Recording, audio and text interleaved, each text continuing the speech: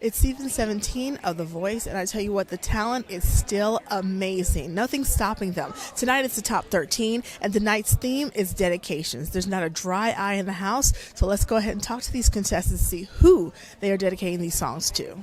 We are here with Team Legend, and before we even get started on the singing tonight, I think this might be the most fashionable team of the night. I mean, can we get a look? Yes.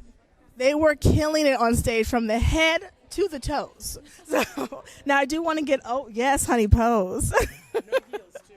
You worked it out. I had the stairs. I couldn't do it with heels. I don't blame you. I don't blame I you. feel like this, you know? I do want to get a little personal here. This is also team inspiration in my point of view, because you two had to come over some personal afflictions to get to the point where you are with a speech impediment and with Asperger's. Can you talk a little bit about that and what that means to be representing people who don't think that they necessarily have a voice? You know, just growing up with a stutter was really, really hard, and no amount of speech therapy or anything could help, but you know, singing just delivered me from that. So, I mean, what I would say to everyone that has a stutter is, you know, find something that you're passionate about and just use that as a weapon against whatever you have going on that's bringing you down.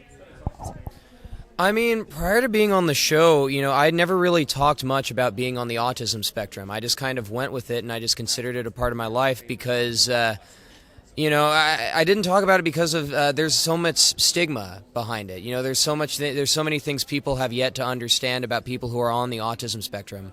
And in doing this process, within the first performance, within the blinds, I received maybe literally hundreds of messages from people either on the autism spectrum or who have friends and family on the spectrum, and they were just showering praise. And it's weird, like when you get told that you're an inspiration, you know, how do you respond to that, right?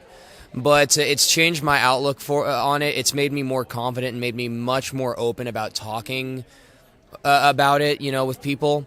And it's like, you know, I'm here, I have my platform. It's going to be for a finite time because, I mean, look at the rest of my team. But, you know, for as long as I'm carrying the flag, I might as well do it. Wonderfully said. Now, Katie, I have a very, very important question for you. Okay, talk to me. I really need to know.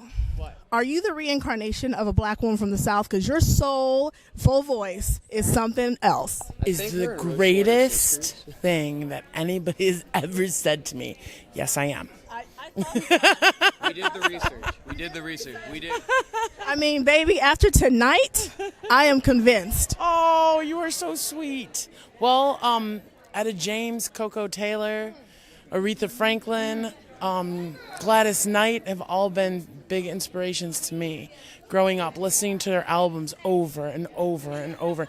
And I grew up singing in the church, so gospel is my first love. Well, they left us with smiles, they left us with some tears, and they left us longing for more. Make sure that you are watching The Voice on NBC every Monday and Tuesday, and make sure you're voting for your contestant to go all the way to the top.